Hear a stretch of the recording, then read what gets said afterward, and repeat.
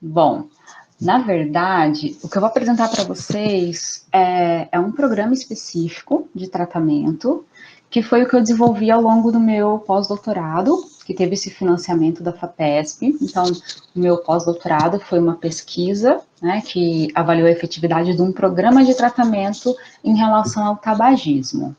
Então, eu vou aproveitar a temática do evento de vocês e trazer um pouquinho do que foi feito, os resultados obtidos, e, de repente, pode ser uma boa indicação de possibilidades de intervenção.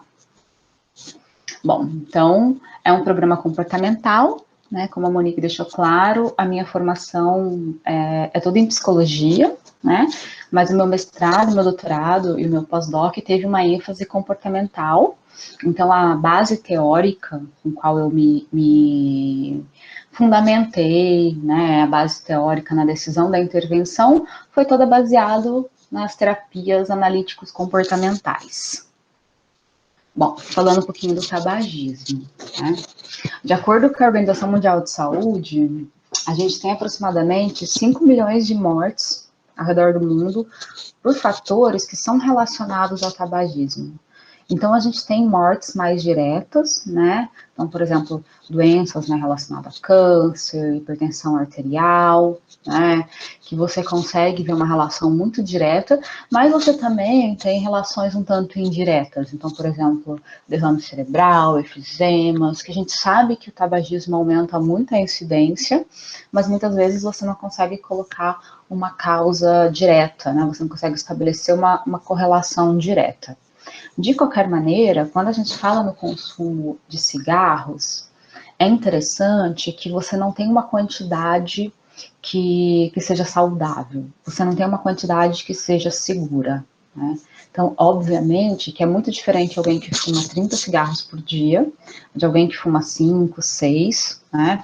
Você tem um contato maior com nicotina, a depender da maior quantidade, mas mesmo assim a gente não pode dizer que existe uma quantidade recomendada. Por que eu estou dizendo isso?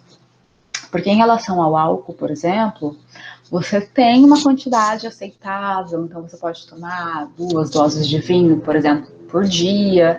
Ainda algumas pesquisas relacionam até com um fator que pode, a depender, favorecer, né, estados de saúde. Mas em relação ao tabaco, a gente não tem a mesma relação.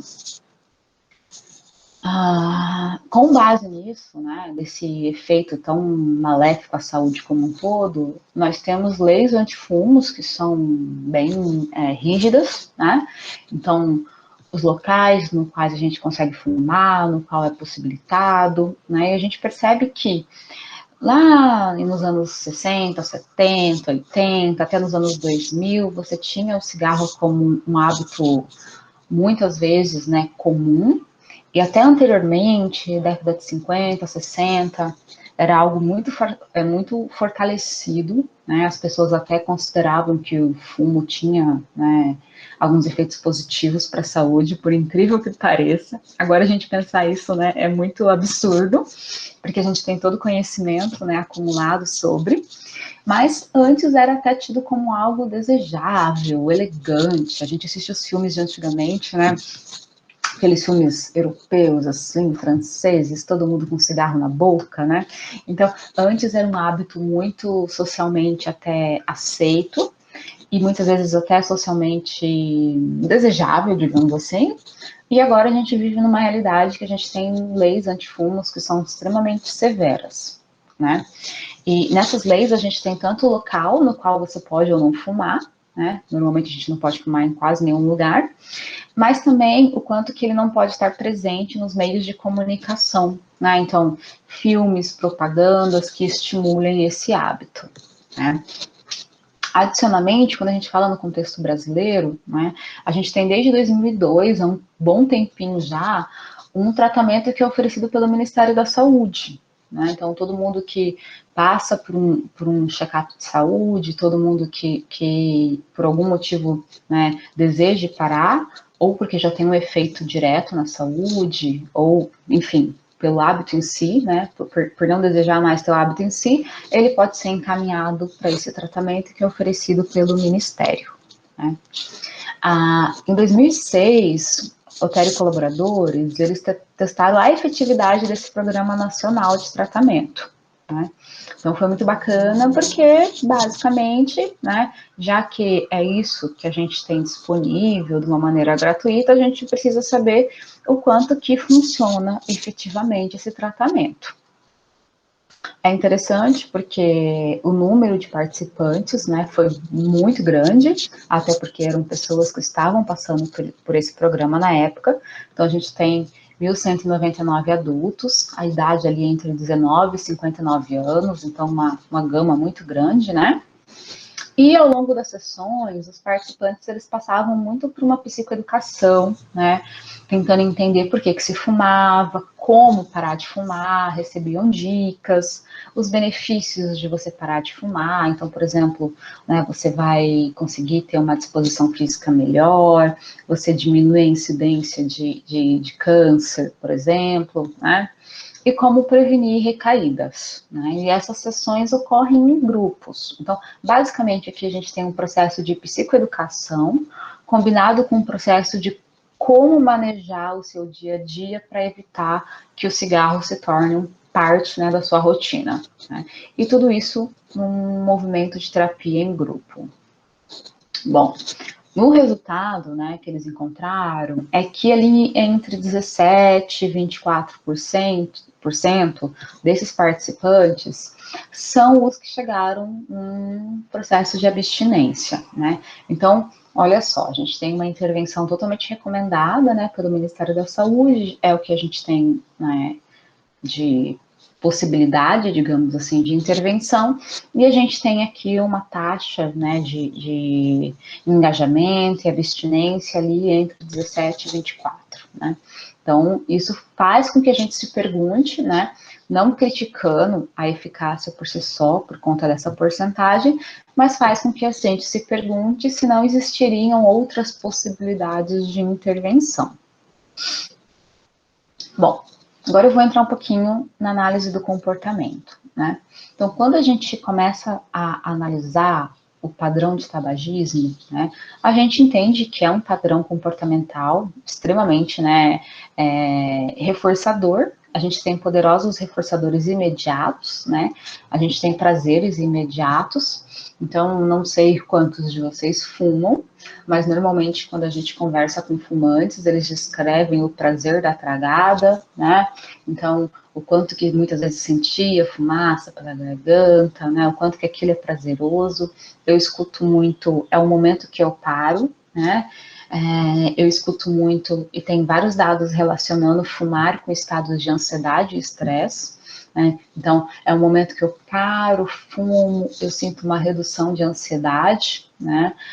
Muitas vezes uma regulação emocional, eu tenho ali um momento de prazer que muitas vezes se relacionam também a estados de estresse.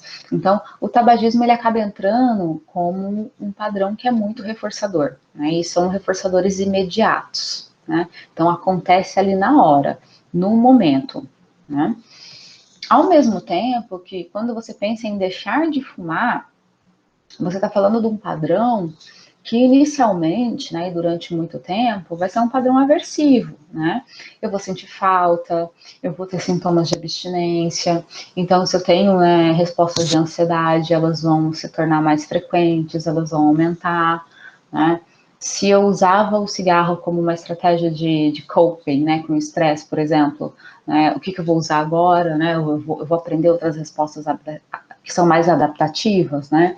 Então, você acaba tendo, por um lado, o fumar como algo extremamente prazeroso de uma maneira imediata, e o deixar de fumar é algo que só vai ser reforçador para mim em longo prazo, quando eu recuperar a minha saúde, quando eu aprender outras estratégias de enfrentamento, porque, né, imediatamente eu só vou ter o padrão de fissura, né? E eu escuto muito dor de cabeça, muito tempo sem fumar, enjoo, né, estados de ansiedade aumentado, né? Então, quando a gente começa a trabalhar com o cliente motivos para ele abandonar o fumo, né? O maior desafio que a gente enfrenta é o fato de que fumar é extremamente reforçador e prazeroso imediatamente. E o padrão de abstinência, assim como qualquer substância, né, psicoativa, o padrão de abstinência, né, por conta da própria dependência fisiológica, traz um processo de aversividade, né? Então, meu organismo sente falta da substância, mas eu também tenho um processo de aversividade por conta do hábito que foi quebrado. Então,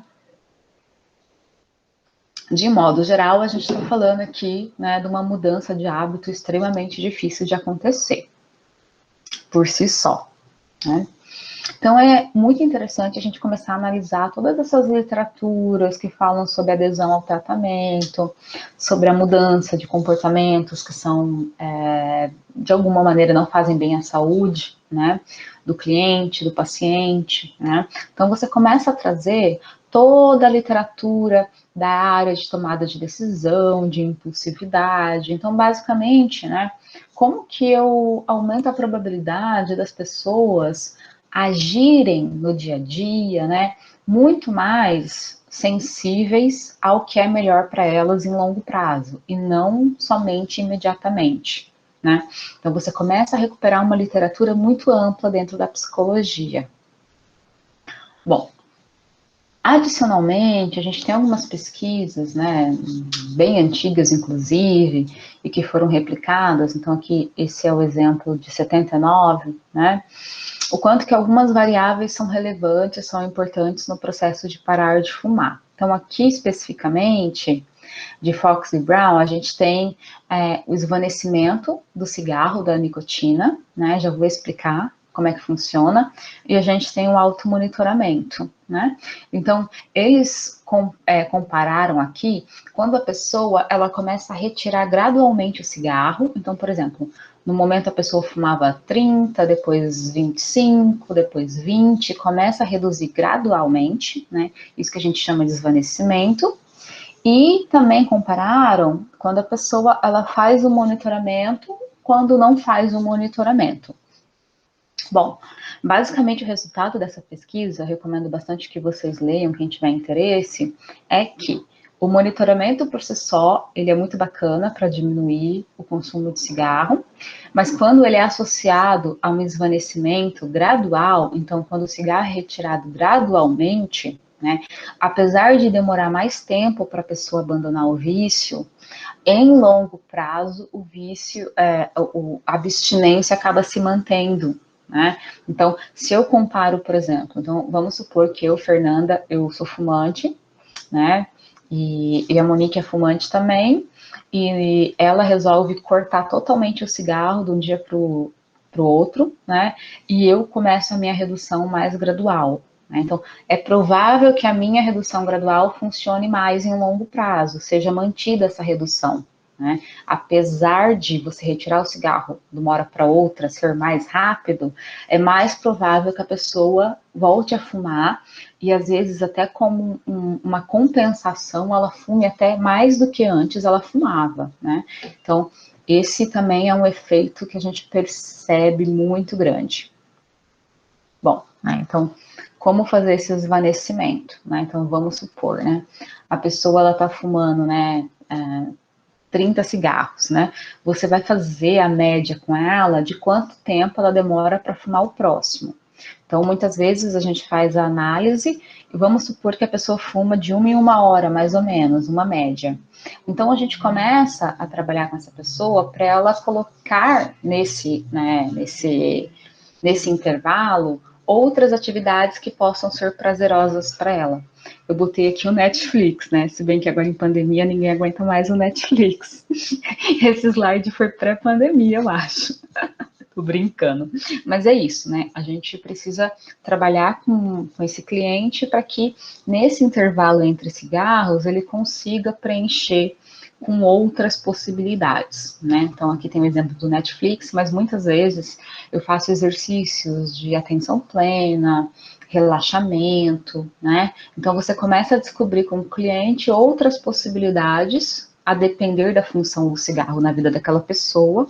Então, por exemplo, se fica claro para mim que tem uma função de regular a ansiedade, né? Então, exercícios de relaxamento são uma ótima forma de você preencher essa lacuna.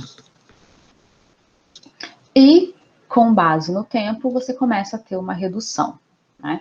Então, por exemplo, às vezes a pessoa começa, né, fumando, por exemplo, 15 cigarros por dia. A gente começa uma redução por semana de 10% até a gente chegar na abstinência total. Os dados que eu vou trazer para vocês, especificamente, são de 4 adultos, com 20 entre 35 anos, né? E é bem interessante que a gente perguntou para eles, a gente pedia a medida do fumar, né? Então, quantos cigarros, o horário de cigarro, e a gente também usou esse equipamento que está na foto, né? Que a gente mede o nível de monóxido de carbono. Então, se a pessoa tinha no mínimo 11 ppm, a gente considera que ela é fumante. Então, para ela entrar na pesquisa, ela tinha que se declarar fumante e apresentar no mínimo 11 ppm, né? E sempre que a gente se encontrava, ocorria essa medição. Então, é como se fosse um bafômetro, gente. A pessoa, ela sopra e aparece para mim o quanto que ela tem de monóxido de carbono, né? Por que 11 ppm, né? A gente que mora em cidades grandes, a gente tem monóxido de carbono no organismo, né? Então, a gente está falando aqui de uma quantidade que representa um consumo mesmo de cigarro. Em relação aos participantes, a gente tem aqui com nível superior completo, somente um com incompleto, renda mais ou menos, né, de 5 mil ao mês, né? Então eu tenho aqui um solteiro, divorciado, o resto união estável, né? Tenho aqui 2 mulheres e 3 homens. Então, é uma variabilidade bem grande entre esses participantes, né? Bom, o que é interessante? A gente teve algumas medidas que foram feitas ao longo da intervenção, né? Então, a gente tem um assiste para analisar a pontuação, a gente fez a mensuração de ansiedade, de depressão, usando BAI, usando BDI. A gente também fez uma análise em relação ao estresse, né? Já vou adiantar aqui que o que mais a gente encontrou diferença, na verdade, foi em relação à ansiedade, né? Então, quando a gente faz uma comparação desses participantes antes e posteriormente ao tratamento, a gente tem uma redução significativa do processo de ansiedade. Bom, falando um pouquinho do programa de intervenção, né? Então, a gente teve aqui 4 fases, né? Então, na primeira fase, a gente tem o que a gente chama de linha de base. Basicamente, eu faço todas as mensurações, eu tenho contato com o participante, explico certinho para ele sobre a pesquisa e peço para ele começar a monitorar a quantidade de cigarros que ele fuma, ao mesmo tempo que ele vem para a sessão e ele assopra o monoxímetro para a gente saber a quantidade de CO. Depois, a gente vai para uma fase que a gente chama de análise funcional, que basicamente a gente quer saber o motivo, né, a função do cigarro na vida dessa pessoa. Então, será que esse fumar tem uma relação com sintomas de ansiedade, com estresse, né? Por que ele fuma, basicamente? Eu estou falando simplesmente de um hábito que foi fortalecido, ele tem um fumar que é puramente social, então ele fuma para se sentir parte de um grupo, né?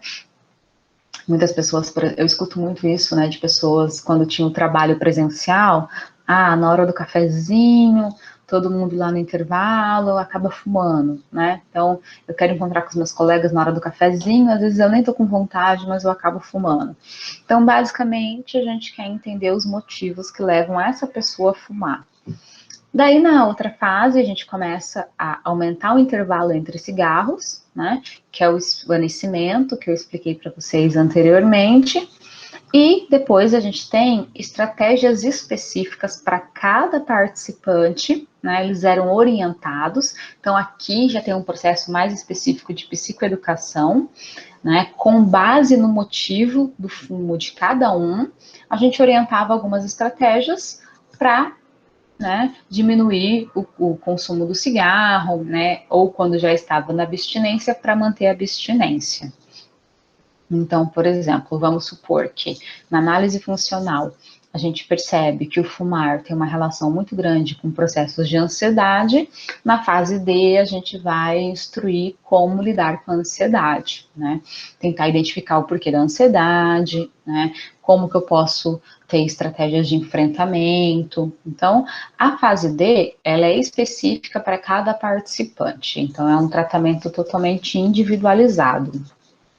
Bom, então a gente tem duas sessões na fase 1, né, no qual todas essas mensurações são obtidas. Na segunda fase, como eu disse, a gente consegue identificar todas as funções, né, basicamente o motivo para aquela pessoa fumar. E olha que interessante, a gente apresentava para o participante uma tabela similar com essa, né? E a gente tinha o objetivo de analisar os preditores do fumo, o contexto, as consequências apetitivas e as consequências punitivas. E o participante ele marcava de 0 a 4. Então, 0 seria nunca, 4 seria sempre. Então, por exemplo, preditor, bebendo café, né? Então, desculpa, bebendo álcool. Sempre que eu tô bebendo álcool, né? Isso é um preditor muito grande para eu fumar. Bebendo café também. Após uma refeição também. Contexto. Sempre que eu tô no carro, indo para algum lugar, eu acabo fumando, né? Consequências apetitivas. Eu me distraio das minhas dificuldades, preocupações, eu me sinto relaxado, né? Consequências punitivas. Fico com gosto ruim na boca, às vezes eu fico um pouco com preguiça, poderia ser, alguém me critica, né? Então, para cada pessoa, essa é só um frame da tabela, a tabela é enorme, então, para cada pessoa, a gente conseguia especificar diversos preditores, contextos, consequências apetitivas e consequências punitivas. Daqui eu tenho um exemplo para vocês de como a gente pedia para, depois desse momento, para a pessoa fazer o registro. Então, por exemplo, quando eu estou estressado, num contexto de estar no celular com os meus clientes, eu acabo fumando mais. Então, depois a gente pede para o cliente, para o participante, desculpa, para ele começar a fazer essa análise ao longo do dia dele, para entender a função. E depois que a gente já tem várias situações, a gente monta uma tabelinha, né, para 3 dias, no qual a gente coloca o que ele nos trouxe de mais possível, né, para aumentar o fumo. Então, aqui para esse participante, a gente tem assistindo televisão ou no computador, bebendo álcool, chegando em casa. E ele vai preencher aqui nos quadradinhos quantos cigarros ele fumou. Então, percebam que a gente vai fazendo uma investigação bem aprofundada para cada participante, os motivos, as situações relacionadas ao fumar. Vou dar alguns exemplos para vocês. P1. Marcos mora na mesma residência que a mãe, ambos moram sozinhos desde que o pai faleceu e os irmãos mais velhos foram trabalhar fora. Relata que a mãe é muito crítica, relata que ela diz muitas vezes, né, juntando os 3 filhos não dão um. A mãe cobra atenção a todo momento. Ele tem dificuldade de dizer não para a mãe e para as pessoas no trabalho. Diversas vezes se vê em situação de executar tarefas que não são da sua obrigação. Se diz reconhecido por ser o quebra-galho de todos, a pessoa com quem todos podem contar. Me dá exemplo das vezes que salvou o trabalho de outras pessoas, então tem uma questão de status social no trabalho, né, de se sentir reconhecido. Em casa, percebeu que fuma mais quando está estressado com a mãe e também quando está estressado com o trabalho. Relata que a mãe pede que ele execute diversas tarefas burocráticas. Ele até deu um exemplo de um imposto de renda que ele teve que fazer para ela. E se ele comete algum erro, por exemplo, ela age de uma maneira agressiva e crítica. Ele não deixa claro para a mãe, né, que ele está incomodado, ele simplesmente se afasta. Antigamente, ele tinha o costume de se morder nos momentos de nervoso, depois ele passa a tomar banhos gelados, né, mas ele tem uma alergia que impede de continuar, E agora, ele imagina que o cigarro é uma maneira de lidar com o estresse. Então, no lugar das mordidas e da água gelada. Então, antes ele tentava se regular, né, com as mordidas, com autolesivo, com banho gelado, né, também uma forma ali de se lesionar de alguma maneira. E agora ele começa a ter a estratégia de fumar cada vez mais. Aqui um outro exemplo. Pedro relatou que passa por um momento profissional muito estressante. A baixa procura por advogados, ele relata que ele acha que vai ter uma recuperação em breve, faz com que tenha que diversificar a sua demanda. Então ele começa a pegar todo tipo de causa. Segundo ele, o diferencial profissional é que ele tem um atendimento mais personalizado. Isso significa, na prática, que o cliente tem a liberdade de ficar ligando para ele a todo momento. Imagina o inferno que é isso. Então, até no domingo, ele recebe ligações de clientes. Ele relata que o mais incomoda é ter que repetir as mesmas informações para os clientes. O trabalho dele é muito burocrático, né? Ele relata o incômodo de atender mulheres de meia idade. Então, é o relato dele. E eu pergunto se ele mantém esses registros escritos, né, das informações que ele passa para os clientes, e ele diz que não. Segundo ele, né, como mostram os registros dele, quando ele visualiza um número no celular, ele fuma para criar coragem de atender a ligação. Né? Então, é como uma estratégia de motivação para lidar com algo que é potencialmente estressante. De acordo com Pedro, antigamente ele bebia muito, né? Mas agora ele já está acostumado a evitar bebidas alcoólicas. Então, a gente começa a perceber que na medida de que o álcool diminuiu, o cigarro aumentou na vida dele bastante. Mais um exemplo, né? Então, se relata que fumava muito mais no passado, atualmente sente efeitos físicos desagradáveis quando fuma mais de 10 cigarros por dia. Ela descreve como ressaca do cigarro. Os sintomas são dor de cabeça, enjoo, né? Então, se ela fuma mais de 10 cigarros por dia, ela tem efeitos fisiológicos muito, muito desagradáveis. O marido é músico e ela começa a evitar locais, né, no qual ele toca com álcool, porque, né, se ela bebe, ela tem vontade de fumar. Uma coisa também que a gente percebe na sessão é que o fumar dela está muito associado com chegar em casa. É como se fosse depois de um dia de estudo, um dia de trabalho, seria o prêmio dela por ter aguentado, né? Por ter lidado com um dia estressante. Ela diz que tudo que ela faz é meio que por obrigação, ela não tem prazeres, é uma pessoa bem apática. Uma coisa interessante, né, que essa apatia, ela vai até na situação do desejo sexual, ela relata falta de libido.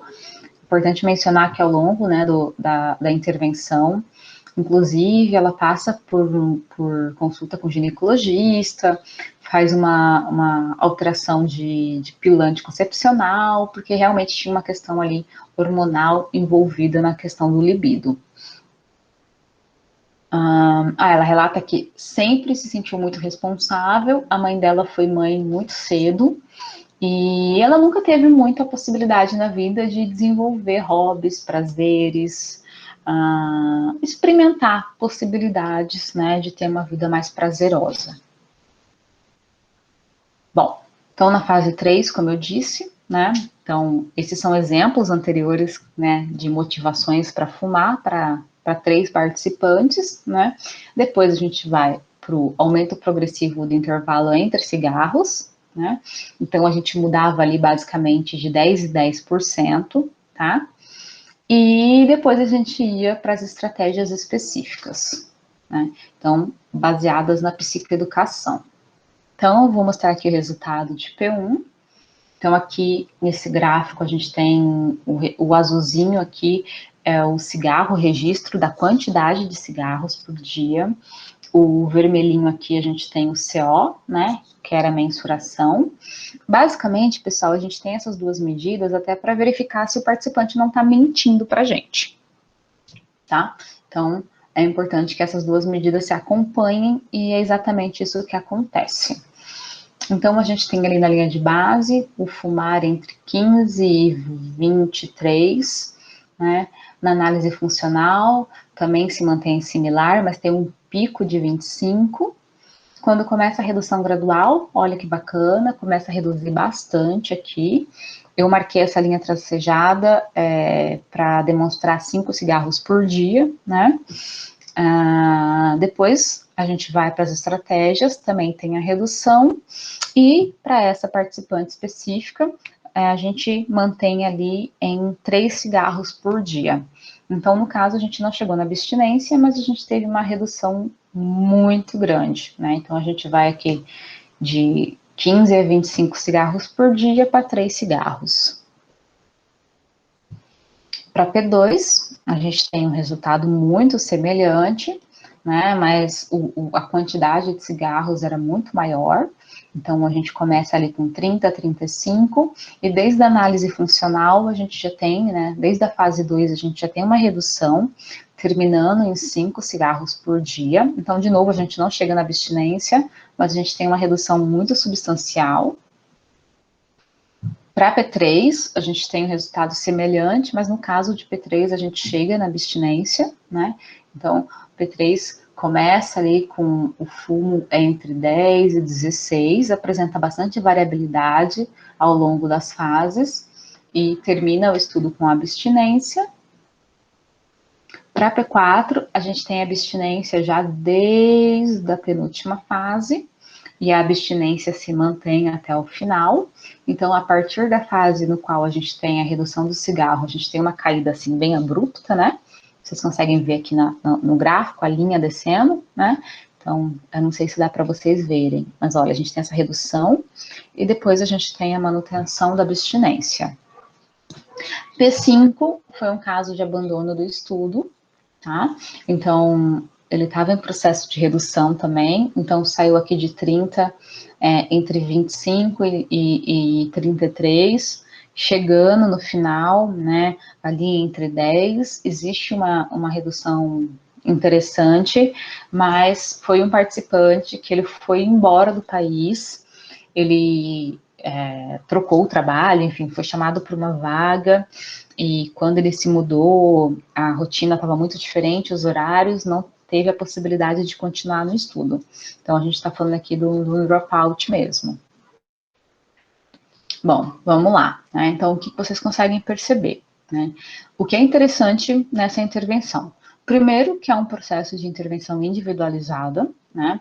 Por mais que não tenha acontecido para todos os participantes a abstinência, a gente consegue perceber uma redução muito grande.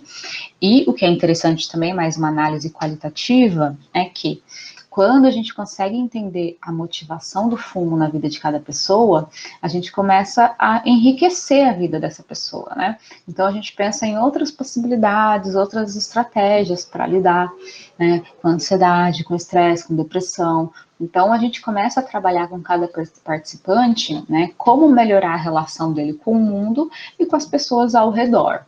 Então, desse modo, a gente tem uma intervenção que, por mais que seja focada no cigarro especificamente, a gente está falando de uma intervenção que trabalha com todos os aspectos da saúde mental daquele participante, tá?